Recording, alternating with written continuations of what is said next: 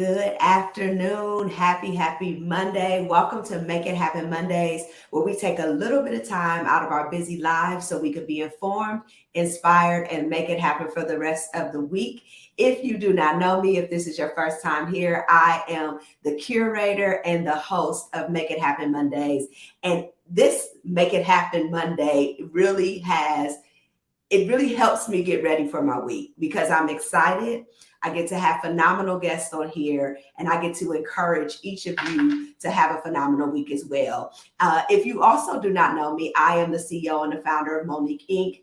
We founded She's Rising, which was created to help Black women leaders rise by breaking through those feelings of uncertainty, of fear, of overwhelm, so they can show up as their best selves unapologetically. And we do this through a signature series of our coaching programs and online resources and event experiences.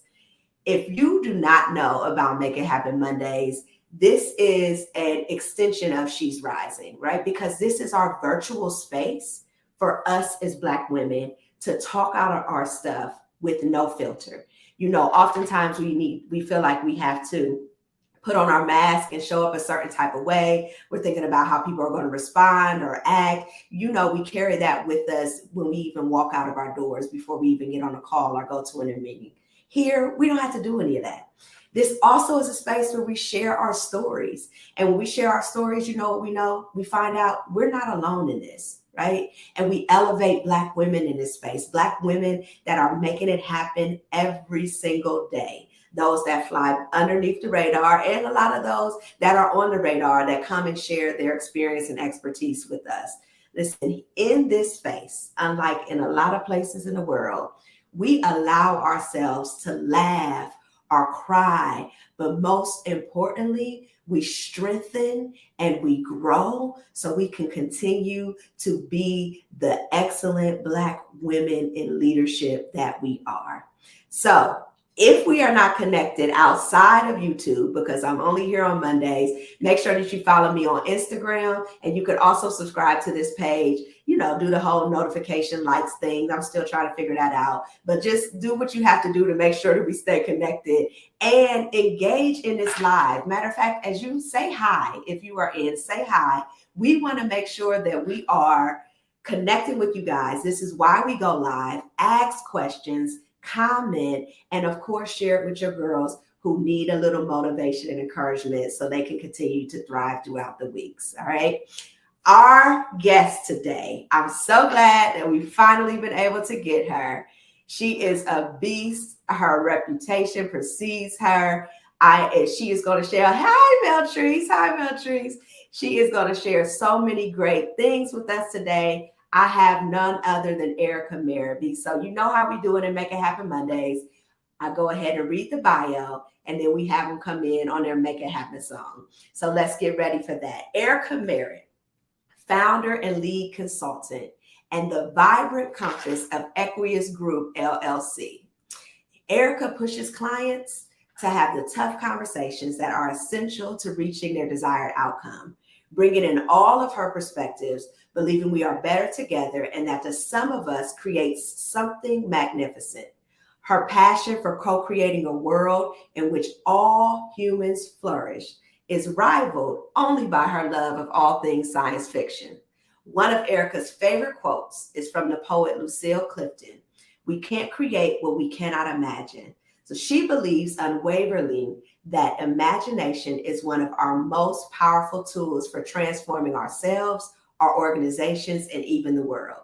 And if that is not enough, Erica is also a Gestalt trained leader where she has extensive experience in leveraging organizational development practices to drive change, designing and facilitating leadership programs, and applying an equity lens to create workplaces and communities that work for everyone. I told y'all she was good. Listen here. Let's do our Make It Happen song and welcome Erica today. Make sure as you come in, say hi so we can say hi back. The table about to turn. The table about to turn. The table about to turn. Yeah. I've been flipping through my timeline. Hey, welcome, Erica. Hey. Come on, y'all. It's Monday. Cool down. What they say? Get into it. Look at what my Crisco. Look at what my fish go. A renegade when I'm in a raid. That little beat there. Cool down. I wasn't expecting that. I keep my hands up. I love this song. I never heard it. With a new dream. Come on, y'all, rock it with us. Say hello as you come in. Liberation, elevation, education. America, you alive. But the whole Whole world. About to testify. The whole world. World. And the table's about to turn.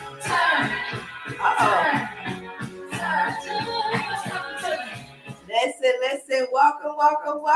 Thank you for joining us today. Thank you Hi, for having Erica. me. Hi. Yes. You guys make sure you say hi as you come in. Share it with others. Share the link right now so they can get some of this good conversation and motivation on this Monday. Erica, first of all, I love your bio because usually we're like, I went here, I did this. So I love your bio because it really encompasses yourself and what you bring to the world and what you bring to the work. It just gives us a glimpse of who you are. So I love that. I'm gonna have to model that for myself. Thank you. And yes, please do. So I always start off with tell us something fun or quirky that people may not know. Something fun and quirky about yourself that people may not know. So I might have revealed this a little bit in my bio, but I am definitely a science fiction fantasy nerd. Wow. And so something that people might not know about me is I can probably almost verbatim recite all three, the dialogue from all three Lord of the Rings. Really? And listen, I don't get into that stuff at all. I cannot tell you nothing about the Lord. I can tell you about the Lord, but not of the rings. I don't tell you about the Lord, but not the rings. Not of the rings. I don't know nothing about it. So this sci-fi world, what was that show? Sweet Tooth. Would that be considered like the sci-fi? Yeah, I like Sweet Tooth. I don't know. I was just I couldn't really get into it. You were like the creatures. It was just like so part of what I love, and I also love, like, we're seeing more Black authors in the science fiction space. So one of my favorite authors is hands down Octavia Butler. Okay. Right? And one of my favorite books is hands down Parable of the Sower. I don't know nothing about it. Yeah. So we have been in that space for a long time. I'm loving seeing more and more. So The Other Black Girl is now, which is a book, is now a series on Hulu. So we're just seeing so much more. Okay. You might have to just go check it out a little bit. I don't, Kindred was a series, which is based on Octavia Butler's book. Which one is? What's the series? Kindred. Oh, okay. It was only one season. It's not coming back. Okay. But we're seeing in the last few years, especially, so much. Some of N.K. Jemisin's work is coming to life in film, and so anyway. That was like childhood. You had that. You loved that since childhood.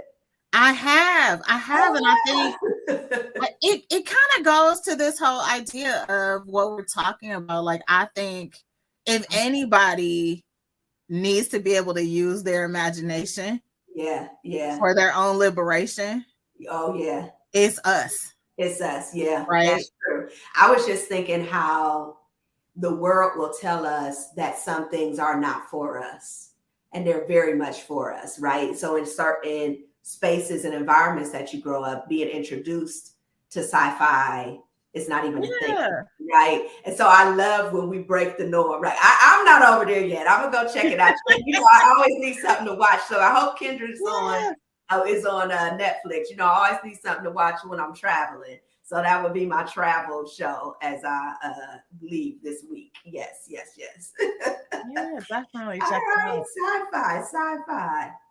Listen, we are into the topic of the state of Black women. right? And so one of the reasons why I invited you on, one, we just haven't caught up. And so it's like a reason we could finally get together. But also the work that you do, like this is your work. And you sit from a vantage point of you trying to help the world understand these complex racial issues and dynamics and how they show up in these environments. So I know that, but talk to us, so those who don't know you, tell us more about the work that you do. Yeah, so I feel like there are a couple things that I do that are relevant to our conversation today, but I will start with the fact that I have my own business. Yes. It's called Equius Group, and we are an organizational development firm. Our focus is really on systemic change, right? Systemic and institutional change, and we do that. We use a variety of tools to move, but at simplest form, it's like, how do we work with hearts and minds? How do we shift behaviors? And therefore, how do we address and shift structures within organizations? So some of this is about like how people feel and what they think, but a lot of it is about what people do. And then how do the policies and practices and organizations either create more belonging for the people, right, that are a part of it, or the customer base, or the people that are being served, or how does it create more othering? And of course, underneath that umbrella of othering is oppression, right? It's racism, it's sexism, it's classism, it's all of the isms. So you're creating the spaces in general, but as a result of that, things like racism have surfaced that need to be addressed in order to create those spaces. Well, in order to make those things happen, you have to address all of these other things, right? You have to deal with the current state of things. And I think I always tell people in organizations, you don't have a magic force field in front of your, to stick with the science fiction theme, right? There's no magic force field that you can put around your organization. And so if things are happening in the world, they are also happening in your institution. Absolutely. And it's just a matter of to varying degrees, right? So does it just happen every once in a while, or is this really a pattern in the organization? Yeah. And how is it addressed when it comes up? Yeah. And how do you create the structure? How do you have the infrastructure in place that decreases the probability of it happening? And then again, how do you address it when it does happen? So some of the people, so I know Shaker is one. You had you worked with Shaker, the district, right? Which is, the district that my children are in. And I think there was some data. I think it was before the pandemic, was like 100% expulsion rate was Black males in the school. Yeah. So these are the sort of issues that you're addressing within these. Shaker has been dealing with racism since when? Since its inception. Yeah. I remember studying in my class, we studied the racial. Shaker was the focus of the study, trying to understand how middle income Blacks and whites exist in the same world, the same neighborhood, but Blacks still scored the lowest on every single assessment that there is, right? And it was like, this was a study trying to understand, well, what's the issue now? We've addressed the socioeconomic status.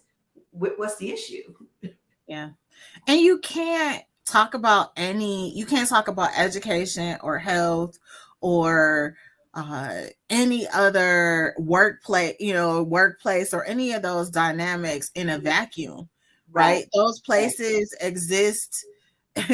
A city exists in a state, and a state exists in the country, and right, that country exists in the world. And so all of these things are operating at a systemic level. And so they're present at all of those different levels of system. Absolutely. And so how do we interrupt that? And that is really, I think, what a lot of organizations and institutions like the Shaker Heights School District, and others are trying to figure out how How to address. and how to address it when there's individuals that are at play and within the system, right?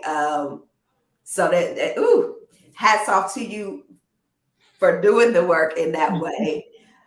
Where did your passion for this come from? Because I feel like you have to be passionate, called, anointed, covered, all the things to address this racial dynamic in the world in which we exist in this country, at least. Yeah.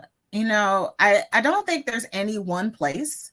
Okay. I think it's been a series of experiences, but surely my parents have been foundational for me in these things being important. So I grew up my dad was very active. I'm a auto worker kid. So my dad worked for General Motors, and he was very involved in the union at a time where there were not as many Black folks engaged in the union. And that experience is what propelled my parents into the middle class.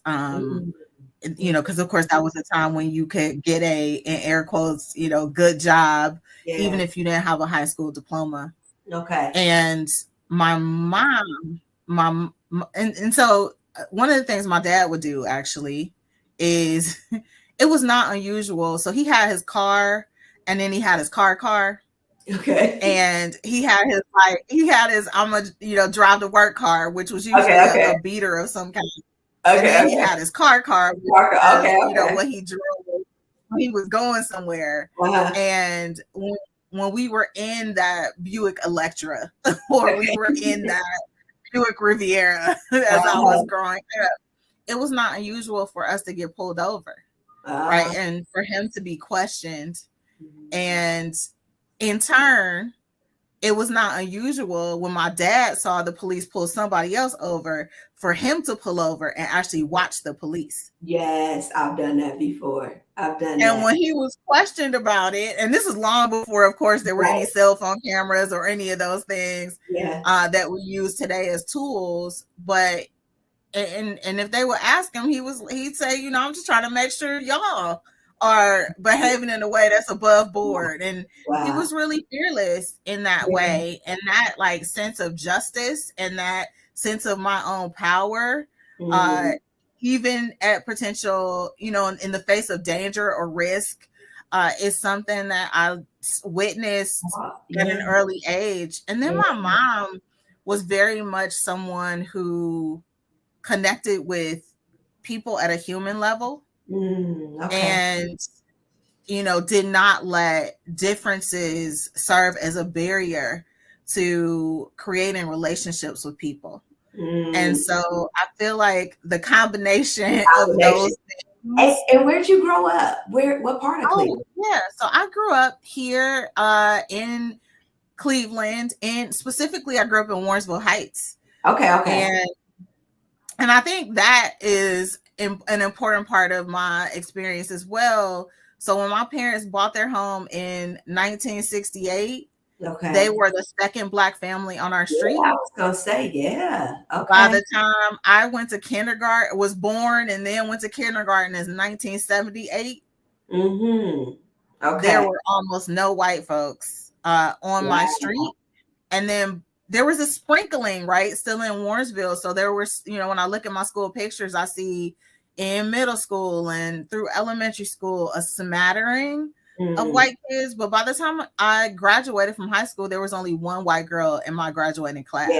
And so a lot of this, of course, is retrospective, right? These are things I thought about looking back. But seeing that shift and then being really curious about, well, what drives that? And also, the reality of going to a school that was predominantly Black, for me, some of the academic hangups that people have or the beliefs they have about who's smart or who's not smart. Right. I didn't experience that because the smartest kid looked like me, Yeah. and the kids who struggled the most also looked like me. Yeah. And so, and I went to a HBCU, or at least that's where I started my. You did go to, so, but it's interesting though, right? Because Howard, to be specific. Okay, shout out Howard. To be specific. Right. To be clear. Okay. But it's interesting because I thought you were going down the direction of saying like you had this diverse upbringing because of when you first, they first moved to Warrensville Heights, but you were essentially raised in a all Black area and then went to all Black schools, but then you came out eventually to focus on systems. And maybe that, I don't know, maybe that's the advocacy part, but also I feel like we either come out like this and we don't want nothing to do with the other race, or we have learned, which I thought happens more so in PWIs, where you learn how to deal with the culture, how to work around it, and then create some sort of shared agenda because you understand those worlds. You know what I mean? Yeah. I think that's really interesting. I think I did in many ways, right? Come on like this. And I would say I have evolved over time, but I would also say, and that was why it was important for me to name that my mother was this person who was drawn to humans of all different backgrounds and of all different faiths and of all different sexualities and of all so my mom really modeled for me that ability to be able to connect on a human level. Yeah. And that played out in, while I went to this, I was in a predominantly Black environment in both my growing up and in my early college or initial college experience. I also worked places, right? Yes. And had interactions across differences in those spaces and learn how to navigate through that as well. So I feel like I had a balance of experiences that, again, have led me here. And really, I started in this field. I answered an ad in the paper, Monique. Oh, wow. Well, I'm aging myself. I'm like, you going back now. So there was this ad in the paper. I had a job at the time. I entered into my first nonprofit sort of career endeavor, and I was looking for another opportunity, and I saw this job that talked about social justice. And there was something about that was really appealing to me. And so I answered this ad and I got a job at the National Conference for Community and Justice. Yeah. And their mission was fighting bias, bigotry, and racism. Wow. And that was in my 20s. Nice. And soon after that, I also started grad school, and I did the Cleveland State's diversity management program.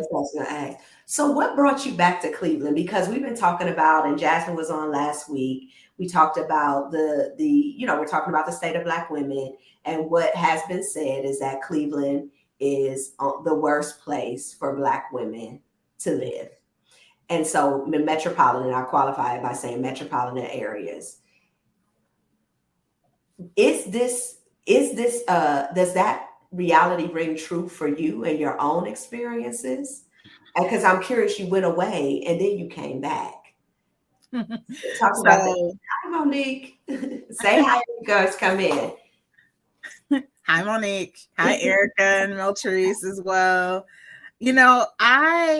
Interestingly, if you had asked me when I lived in DC, right, and then I came back here for a minute, and then I moved to New York. Okay. And then I went back to DC.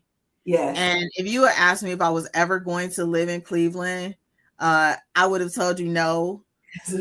And really the reason had nothing to do with some of the things that we're about to talk about. It was really rooted in, I was young, and after experiencing those places, this place felt very behind.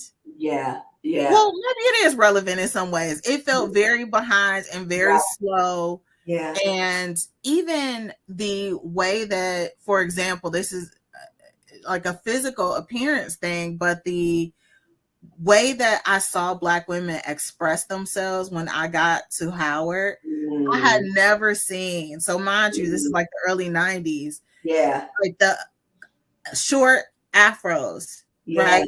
Fades, locks, twists, braids, you know, everything. Like we had everything, and we didn't have that here yet. Okay. Right. And when I first moved back here, I literally would drive to get my hair braided. And when I locked my hair in like what, 97, 8? Yeah, when I locked my hair, there was like one person. Yeah. Here. Like so there was this way that it felt slow, it felt behind, it felt and life circumstances are really what brought me back to Cleveland. And for years I said I was leaving. Like the first 5 years I was leaving. I was not staying here. I feel very differently now. Okay. And in that I feel I want to be here. Okay. You know, I kind of want to split my time between here and perhaps the islands. But I feel rooted here. Yeah. And I feel a sense of connection. I also feel a sense of responsibility to do what I can to make a difference and to contribute. It feels like a lot of Black women. So I'll just ask you one before I go in there, just directly. Is it true from your perspective, from your experience, is Cleveland one of the worst places in the country for Black women to live? I think it's true. I think the data tells us that it's true. And I think people's lived experiences tell us that it's true. Yeah. And I think one of the things I've been thinking a lot about is to be careful not to make to lay my own experience over everyone else's, particularly, for example, and I've thought about this in particular when I think about like the conversation about progress. So I can talk about progress from a vantage point of my own family and like where I have landed in comparison to where my parents were and where their parents were. Right. And so if I'm not careful, then I'm like, oh, we are making progress. But that there have always been those of us that have done well, in air quotes, in this system from a socioeconomic standpoint, right? Psychologically and emotionally and other things we could talk about. But from a socioeconomic standpoint, that has always been true. But those numbers are not budging in mass. And we have to be real about that. And that is, and it's almost like like it'll trick you. Yes. And so hi Denise, you guys get your questions ready because we're going into getting ready to answer questions about Black women in this system and what we can do to thrive and flourish. But it will trick you. I was looking at that the other day. I pulled up, I watched another Black woman leave away in her BMW, beautiful blue BMW. You got this one over here. I'm talking to you. So it's like you can almost believe that we are excelling in every way. Except, go ahead. Except that, one, I know what the personal cost of that is. Yes. And I know, and I talk to other Black women in this space, and so I know intimately what the personal cost is for them. Yes.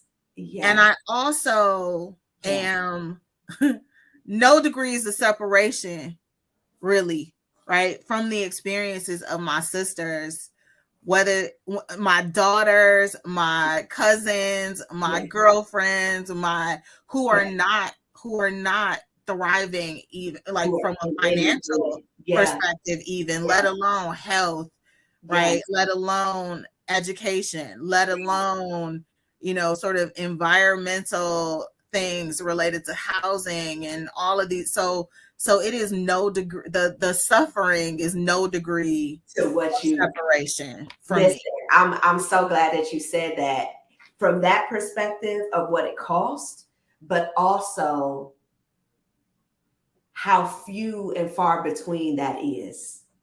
And if you're not careful, you will look. But if you go to any company's website or any larger organizations and you just go to that about in the leadership, you can see how few of us are really in that space. Oh, absolutely. Right? Oh, no doubt about it. Right. When you look at the numbers, so we make up just shy of like 8% of the population, but we don't make up even 2% of the number of vice presidents, right, in organizations, or let alone the C-suite. Yep.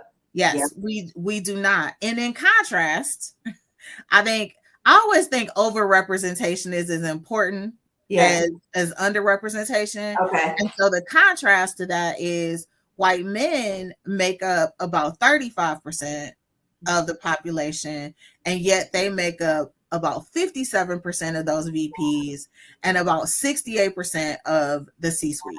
So I need to put those numbers in the comments. It's gonna take too long, but y'all say, so we are about 8% of the population, and we represent 2% of those in leadership, VP roles, etc. Not even quite 2%. Not even. Or like one. So it's like 7.6% of the population, and then like 1.6% of VPs, and then 1.5% of the C-suite. Okay. And I'm noticing a lot of us are having to leave. A lot of us are leaving to create our own just to get the status, that leadership status and role. Are you seeing that too? We are, I believe, the fastest growing group of entrepreneurs. Like Black women are the fastest. Like this is a place where we are punching above our weight in terms of entering into entrepreneurship. Yeah. And that is amazing. We are also punching above our weight in terms of educational attainment. But why do you think so many of us are going and pursuing entrepreneurship? Oh, I firmly believe that it is because we are not getting the opportunity. We are not feeling and experiencing that sense of belonging. We're not seeing ourselves in those spaces. When you look at the data, we're not getting the support that we want and need from leaders and organizations. We are experiencing discrimination, some of it covert, some of it overt in these spaces. And we're carving out our own, like our answer to that is to create our own space, right? And to create our own opportunity. Both of us can relate. Not feeling valued, not feeling heard. It reminds me of going back to that study for Shaker, though, where we talk about, because what I learned from that is like we're an inverted culture. So where other groups come over and believe in the American dream, right? Believe that if I work hard, the next generation will be able to excel. Many of us, generation after generation, don't believe in the system. So we create our own system within the system. Oh, I'm gonna go to your school, but over here I'm gonna be shooting dice so I can make money. Or like we see it in a way of shooting dice, but we see it in a way of side hustle too. Because I'm not ever going to believe that your system is going to honor who I am or give me what I rightfully deserve. So I need to always have an alternative in the back of my mind. So that's why they show that the Black children were not excelling, because the message in the home was you got to work harder. They don't believe in you. They're not for you. You gotta, and so it sets the tone of how they even enter the space and how they operate in that space. And I believe that you can see that even within the companies and organizations that we work in, still this like, girl, you better come over here and do this sort of thing, I think there's also a dynamic, even when we do buy into the belief system, we're met with these same things, right? Which feel perhaps even more like a slap in the face because I did all the right things.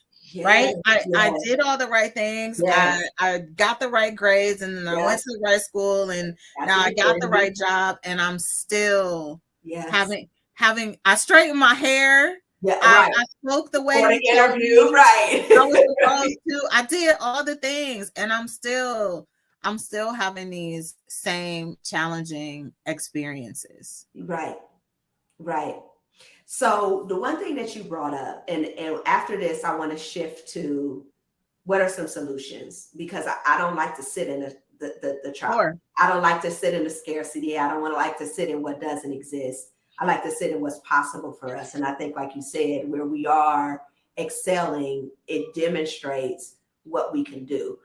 But we can talk about the balance between leaving and staying and what we need to just advance us in general. But I want to do something fun, guys. I haven't done this yet on Make It Happen Monday. So I want to share this screen, because what you said was cost, right? You talked about what it cost us when you see us look like we're thriving. So I want to play this that I came across last night, I think, and I was like, it would be good to show. So let me do this real quick and just get your reaction to it.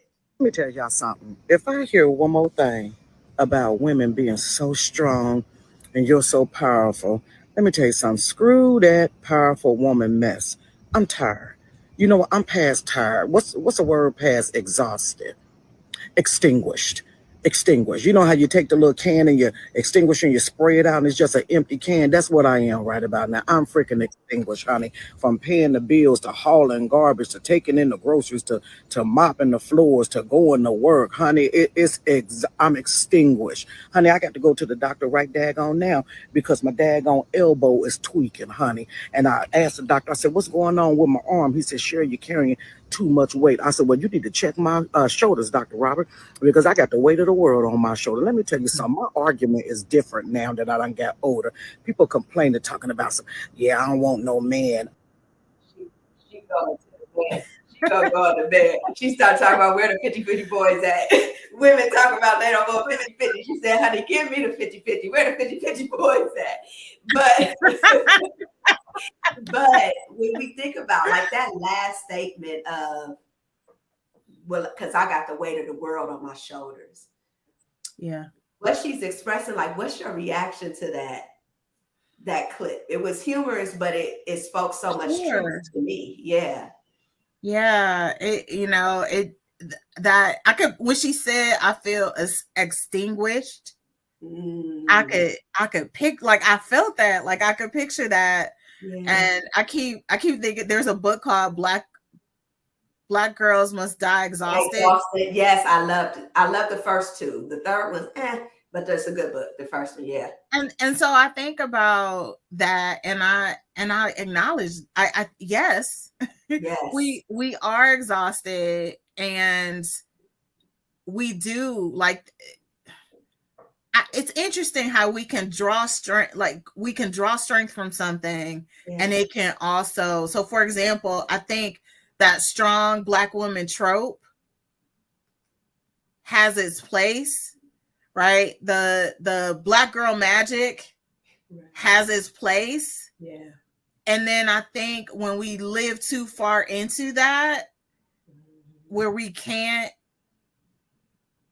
I see Meltree said, I said I was going to start a new show that says keep your cape. Okay? Yes. Keep your cape. And that's important. Like, we are not superhuman. No. And there's a psychological cost. There's a physical cost. Yeah. And I am loving right now the Black women that are pushing us to think differently about these things. So I think about the NAP ministry, right? I think about Trisha Hershey, who is saying like rest is resistance. Right. I think, and that all of this is rooted. How rooted in capitalism is all of this, right? Yes. It's so rooted in capitalism. We're only as good as what we produce, and if ever people produced, it's been us. Like he talks about, like working from can't see to can't see, and what's the?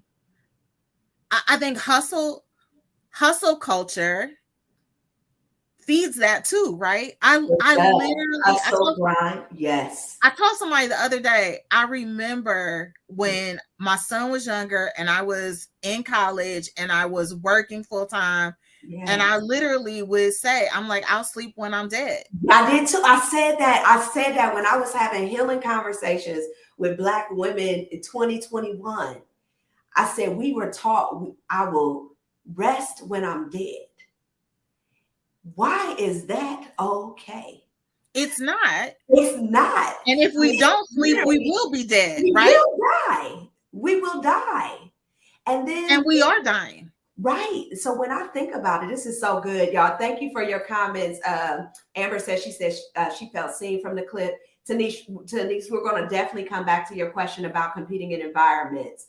But I was like, I told somebody, I don't have another 20 years of work left in me. It goes back to the cost, right? I don't think that I can physically, mentally, and emotionally keep up with what I had to do with the first part of my life to be where I am. The last 3 years of my life to build what I have built. I cannot imagine, because that death is going to come sooner because of the way that I've been working, and the emotional, the physical, the stress, the strain, and the wear and tear that is putting on all parts of my being. I'm like you, my first son was my junior year of college. So every degree I've had, I've parented and worked at the same time. Yeah. Right? I can connect to that. Absolutely. So I sat out of school for a little while, and then I went back after my son was born. So I finished my bachelor's degree. I completed my master's degree. Yes, all of those things while mothering and working and all of that. And you know, I'm willing, like, one of the things, and I've tried to shift how I've thought about this. Yes. But so both of my parents are gone. And my dad died of a heart attack at 57. Wow. And my mother died at 67. Yeah. Ooh. And I had a big birthday this year. I turned 50 in July. Thank you. And I've thought a lot about, like, I want to be here more than 7 years. Yeah. I want to be here more than 17 years. And I know, you know, nothing is promised to us. Right. Tomorrow's But what can I do? What can I do to increase the probability that I will be here? And, you know, I talk frequently about living between here and the island, and I know that's one of your interests as well. And it's not because, I would say, and it's because when I went there, I felt something that I have never experienced in my whole entire life. And it was a level of joy and peace and safety that did not require anything of me. And I will give you a comparison. When I'm home, I have to make sure I do the meditations. I got the diffuser going. I'm doing the morning meditation, the evening meditation. I'm doing the affirmation throughout the day. I'm doing all the things to keep myself just at a level that allows me to get up every single day and do what it is that I'm doing, whatever is in my life to do. There, on stepping off that plane, there is a level of serenity and peace that transcends any of those orchestrated things that I have to do to feel well and good.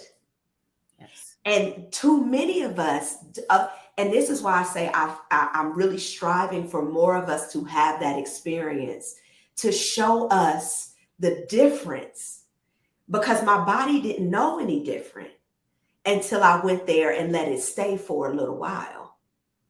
Right? Whew. That is a word. Monique, the first time I went to Barbados was in 2001. Yeah. One of my best friends, her family is from there. Mm-hmm.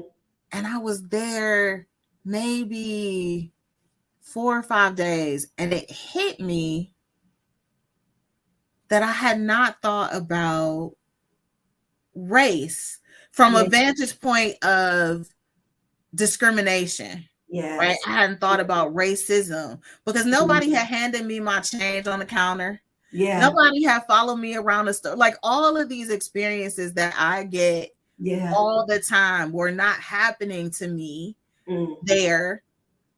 And it was also the first time, I tell people it was the first time I ever saw Black people on money. Jesus. Right? And just like the power dynamics of that. Golly.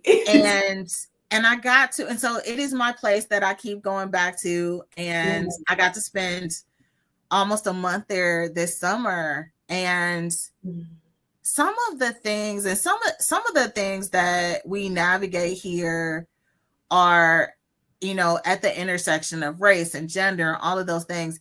And some of these things are very just like American. Cultural, exactly. And so, for example, they don't have mass shootings everywhere. No, they do not. Right? No, and so these things that we have come to think about, if we're not careful, as normal, are not operating in these other places. And there is, and no place is perfect. Like, to be clear, right? No, no place is perfect. And they work really hard, right? Absolutely, they work really hard. But it's a different tone. It is. I mean, it feels so different. It's a different feel. Like it shifted. I did not prepare for the identity shift because, to Bianca's point, I want to go to that question. I don't want to do the hustle and grind and work like, because I've experienced a life that doesn't require depletion. And you know what I learned there? The difference between self-worth and the whole like confidence piece. Like the self-worth became very huge for me because it was saying, Monique, you are valuable regardless of what you produce. Mm-hmm. And you don't have to kill yourself to produce something in order to feel like you're worthy. Yes. Right? And that goes to Bianca's question. I want to bring this over to you. Why do we operate to depletion, especially when we know it's not sustainable? Now, sometimes I think we do think like I'll be doing the most and don't even realize that it's the most because I'm so used to doing the most. But why do we operate at that level of depletion? I think, I think there's a unique dynamic for us. And, the sister that was talking about carrying the weight of the world on her shoulders, we carry each other on our back. Like, and what I mean by that is I think about this two ways. So on the one hand, like I know that I can't represent all Black people. Right. I can't represent all Black women, right? But I also know that whatever I'm doing, people are gonna lay over like what I'm doing on other Black women, whether it shouldn't be that way, right? But it's still gonna happen. And so we're so often in the position of trying to disprove stereotypes. So the stereotype is that we're lazy, right? The stereotype is that we're not intelligent. The stereotype is that we're not worthy. And so we're constantly trying to prove, no, I am worthy. No, I am intelligent. No. And I think about one of my favorite thinkers is Toni Morrison. And Toni Morrison said that racism is a distraction. Ooh, come on now. Come on. She said it'll have you out here like, and I'm gonna ruin this, but y'all bear with me. She says it'll have you out here trying to prove stuff, right? trying to prove you do have a language and you do have a culture and you do and you do and you do and you do have a mind and you do and all of these things. And we need to give ourselves permission to just be. And I love, that's one of my favorite quotes is, I have nothing to prove. Instead, I only seek to add value. I have nothing to prove. Instead, I only offer value. That is, when I go into the space, or even before I go into the space, I don't have to overcompensate in preparation for what your perception of me is. Absolutely. But I bring into the room and space who I am. And I love what you're saying about the distraction, because either energy can only go one place at a time. So either I'm prepared for that meeting, fully into my zone, my intelligence, my goodness, my sweet spot, what I bring to the table, and I am pumping myself up. Or I'm like, they're going to think about this, what they're going to say about my hair. If I say this, what they're going to do. So which one you think is going to have a better outcome? Exactly.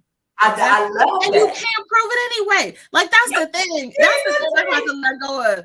No matter how smart I am, right? No matter how worthy I am, no matter how brilliantly I show up, that is, Yes. We can't end those stereotypes. We can't, and we can't. I love the idea of distraction. We can't do anything about it. We can just show up as our best. Absolutely. Unapologetically. That's what I say. How do we show up as our best? And so to answer that question, Bianca, it really comes down to us feeling like we have something to prove, and we deplete ourselves in the process. Yeah. Right. And it's not worth it. And it's not worth it. So you've worked with a lot of us, and I know you have Black women work. In the work that you're doing, you're seeing this reality, you're living this reality. Hey, Lakeisha, what can we do as Black women? I love what you say. You want to create a space where we all can flourish. What can we do in our lives, in those organizations that we're showing up in, or even in the charge that we're leading in our own companies and our own entities? What can we do as Black women? Yeah, there's so much that I think we can do for ourselves, and also, and I say, I'm going to answer this question, and I want to acknowledge there are things institutions need to do, but we talk about us right now. Okay, right? Okay, right. And so we got to circle back to the institutions too. Go ahead. So I'm not saying this as a replacement for what institutions need to do, but I think we do need to take off that cape. We do need to let go of that distraction, because it is preventing us from adding as much value as we could. I love the way you frame that. I think we need to stop putting off the thing that we are dreaming of doing. The world needs you and what you have to put out into the world. And that voice that is telling you that you are not good enough is a lie. That voice that is telling you that the world doesn't need what you have to offer is lying to you, right? She is not telling you the truth. And we need to be that for each other. I think we need to be willing to help each other. I saw somebody posted something, this question about competition. Yes. You know, some of my closest friends are entrepreneurs in this space. Yeah. And we don't compete with each other. We big each other up. Yes. And so whether that is literally that we are putting each other forward, or we're partnering together, or there have been instances where we have actually gone out for projects and didn't even know. Right. And so whenever I find out that one of them, or honestly, I don't speak poorly about anyone out in this space. Yeah. So when I find out that I'm like, oh, like, you're going to have a great experience and you're going to do good work, no matter which, you can't go wrong with these options, right? Because we're all amazing. And so I don't think we have to tear each other down in order to make ourselves feel bigger. I think we need to vote. I think we literally need to vote. Like, we keep saving this country, and and we need to also hold those folks accountable. And when I say vote, I literally mean cast a ballot, but I also mean vote with our dollars. I think we need to stop giving our money to people and things that don't serve us. I think we need to make our voices heard. We need to demand that these people that say they are out here to support us, whether they are leaders, whether they are politicians, we need to hold them accountable. And we need to support the people that support us in action, right? Not just in words. So I think those are some of the things that we can do. And we know that those are, like, that's a process, right? Because even when you say demand, we are not going to be in a position to demand if we are doubting our own worth and value and still trying to prove ourselves, right? And so what I encourage is everything that Erica has spoken, think about what it's going to take you to be able to be in that place to do it. Some of the other ones are more tactical, right? Voting, spending our dollars, right? Where it does something for us and our communities. That's something we can apply right away. But I hear a lot of people in there in the chat talking about imposter syndrome, right? And when they do themselves a disservice. And so we know being able to demand and to show up in that bold way is a process. It's a lot of undoing of some things that we have faced as being Black women, but also some things in our past and our experience. I want to pause because Bria's on here and says she's not from Cleveland. She hasn't been here over 2 decades. The thing about I love is that we're talking about Cleveland, but this is not a unique experience for the women in Cleveland. So anyone, this is a reality I think we're all facing. But that imposter syndrome, and I know we're about to be at an hour. We might just go a little over, y'all, because it's just so good. And we just got to get to the systems part. But that imposter syndrome, the women that I work with in the program, She's Rising, Cultivating Women Leaders from the Inside Out. So often when they start, they talk about they have imposter syndrome. And I said I was going to do a live on this and sort of spin it, because we often say that it's imposter syndrome when really it's a discomfort within an environment that was created that makes us feel like we're the imposter, right?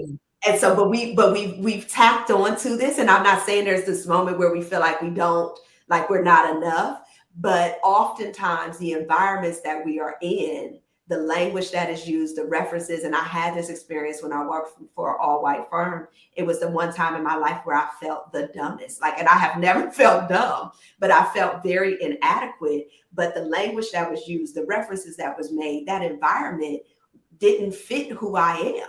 And so sometimes I just like to caution, let's not internalize the reality of a system. I tell my sons the same thing. When they're in advanced classes, they're the only 1 or 2, and they feel like everybody in the room is smarter than them. Baby, they know this is their world, and you don't feel comfortable in it. So it's making you second guess your own value. So that's my take on imposter syndrome. What is yours?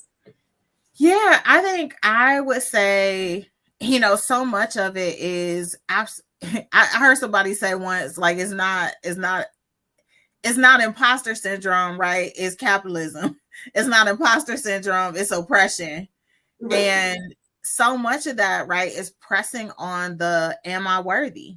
Yes. Right? Yes. It's that social location stuff. It's I'm not worthy because I'm Black, or I'm not worthy because I'm a woman, or I'm not, like, it's that voice that I was calling a liar. Or when we level up, it's like, And that voice doesn't come from nowhere though, right? Where is that messaging coming from? It's coming from, you said earlier, right? When we click on that leadership button, right? Yeah. We don't see ourselves. Yeah. Or we see very few of us in those spaces. And so there are messages, external messages that are feeding our internal messages that are driving that response. There's nothing wrong with us. Yes, right, right. I love that. I love that. And so our systems, we have a part. I wanted to start with us because similar to the resiliency theory, I'm just a believer that even if your environment doesn't change, you can still excel and flourish within it. And I like to think that I'm an example of that, right? There's a way out, there's a way above, there's a way. Who you are and who you are and what you're ordained is still possible regardless of the world that's around you. It might be a little harder, but we also know that our systems have a responsibility, and the people who are making the decisions and employing us and doing the rules and policies and procedures. So what do you say on a systems level needs to happen for Black women leaders?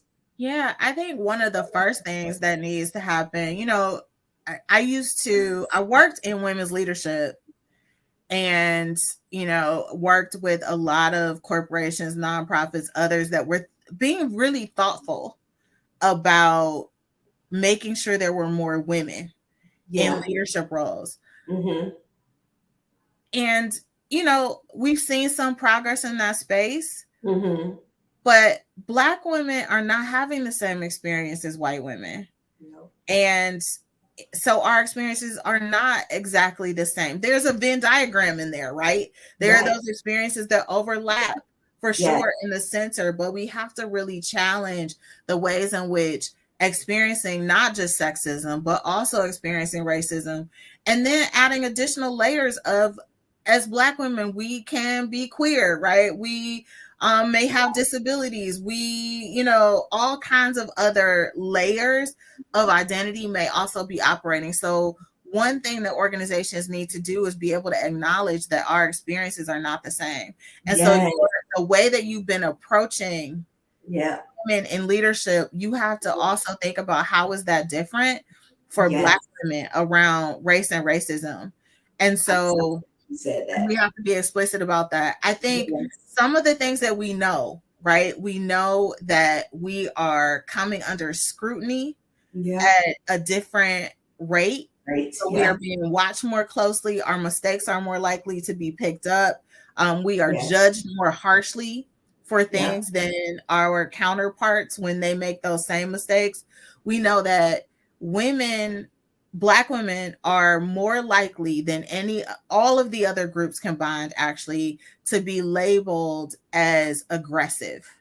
Yes. And to receive personality-based feedback from an evaluation perspective, which then, of course, impacts your opportunities, right? If you're talking about moving up in the organization. I heard somebody say, like, that rung is broken, like from kind of entry level into manager for us. And so you see us start to we enter in roughly the same numbers proportionately as other groups, but as they start to move up the ladder, if you will, we are not also moving. And we need to stop. I think one of the most important things organizations can do is, to borrow from the Racial Equity Institute as they talk about like groundwater, is to stop trying to fix the fish.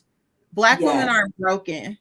Right. So we don't need a program to fix all the things that are wrong with us and to tell us how to speak differently and to wear our hair a different way, and how to dress right. What we really need is for you to train leaders to be able to see our brilliance and acknowledge it and develop us accordingly. Yes, that's exactly why I developed the program that I did, because none of them were speaking to, and like you said, there's a Venn diagram, even when we talk about women of color, but you cannot deal with the Black woman, Black reality, Black experience by dealing the way you deal with all. Yeah, those are all different. They're all unique experiences. All different. So listen, I'm glad you said it. I didn't even pay her to say that, but listen, I was saying the same thing. Like because that is the argument of like people, they can't justify why they would invest solely in Black women leaders separate from the group.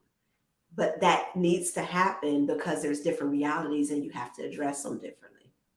There's also a nuance around, so often if we design for the most marginalized people,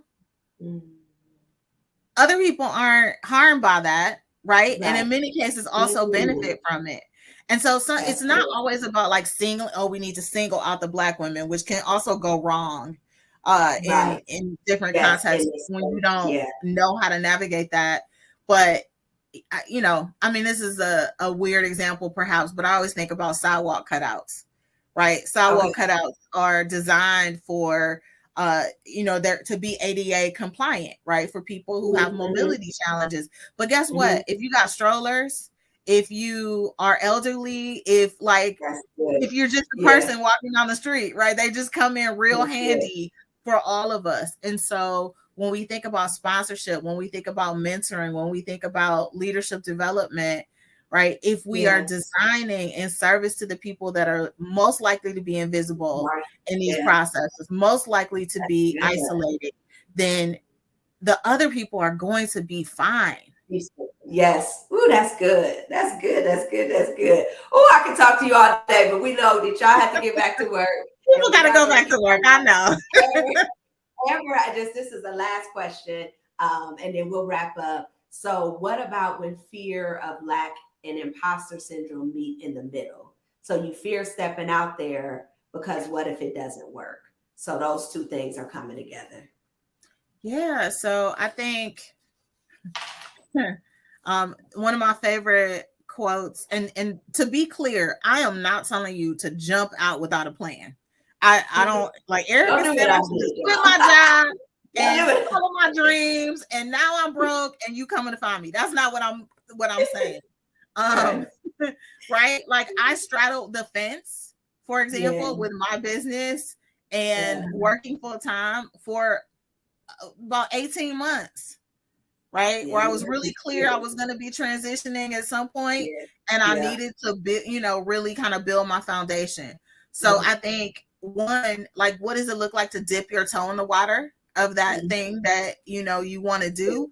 And it doesn't always mean you have to leave unless the place that you're in is not hostile. So for some people, they have carved out a space where they're doing multiple things, and that's a possibility. But the thing that I would say to you is, one of my favorite quotes is, a comfort zone is a beautiful place, but nothing ever grows there. And so what does it look like to step out there and do it scared and know that it's not going to be perfect and it doesn't have to be perfect, but how do you like build your muscle and your confidence by taking calculated risks? Absolutely. And if I could sprinkle a little God on there, yeah, He is your source, right? If God be for you, who could be against you? Know where your help comes from. Because if you lean into that, you know that you cannot fail. Something could not work out. Sure. But you can't fail. And if you have the business acumen, you can look and see when something isn't working and pivot. Sure. So that's me this year, right? And it's like, this something may not have worked the way I thought it did, but I'm able to course correct. So we have this fear of failing, like it's just we out for the count. We mistake our failing for being failures. That's good. That's good. And those are not the same. So you can fail at something that doesn't make you a failure. Yeah. That's good. That's good. If they didn't hear nothing that you said, and it was a lot, so y'all need to save this replay, share it with people, because it was so many good things that Erica shared with us today. I know I'm walking away full, but they ain't catch none of that, Erica. What's the one thing you want them to walk away knowing or feeling, or even charge them to do? Yeah, I think we get free together. And so whatever it is that you want to do, bring somebody with you. right? And remember that you don't have to do it on your own, right? You're not alone. There are people out there who, one, will support what it is that you want to do, but also that you can support, right? I think that reciprocity piece is so important. And I have a vision. I want to see us be free, whatever that means for us. So if that means become an entrepreneur, I want it to be that. If it means become an executive, I want it to be that. If it means be a stay-at-home mom, I want it to be that. Like, I want us to have that freedom and that flexibility and that psychological and physical safety and that health and that wealth and all of the things. I want to see us. Look, we both is like all of the things. I want to see us win. I want to see us flourish. I do too. I do too. And this is why we have these conversations. And this is why this platform is super important. Erica, where can people find you? Y'all see how amazing she is. You should just connect with her to connect with her. But why would someone seek you out, and what would they look for you for, and where can they find you? Yeah, so there are a couple reasons. So you mentioned Black Women Work, and I want to mention Black Women Work and the fact, so we are a Facebook community, but we're also an in-person community, and that we come together to create really a sanctuary for each other. So we have something called Books and Bourbon. We read books. You don't have to drink bourbon if you don't want to, but we do something called 10 Dope Black Women You Should Know, where we recognize amazing Black women in our community. And we also have something called the Work Towards Wealth Grant, where we give small grants to Black women-owned businesses. So you can find us on Facebook. You can join our Black Women Work community if you are here in the Cleveland area. And in terms of my day job, Equius Group, you can follow our new Equius Group YouTube channel. We just started recently. So by all means, follow us on YouTube. And you can also follow us on Facebook. You can follow us on Instagram as well. So those are and why would you find us? Why would you find Equius Group? You would find Equius Group because you are looking for coaching. You are looking for consulting in the organizational development space. We do a lot of culture work. You are looking for training. We do training in leadership development around racial equity, around diversity, equity, and inclusion more broadly. So those are some of the reasons why you would seek us out. I'm sensing a collaboration. Listen, you talked about Barbados, right? Yes. I'm St. Martin. I see other people on here like we need to. They're like, I want to go on a trip.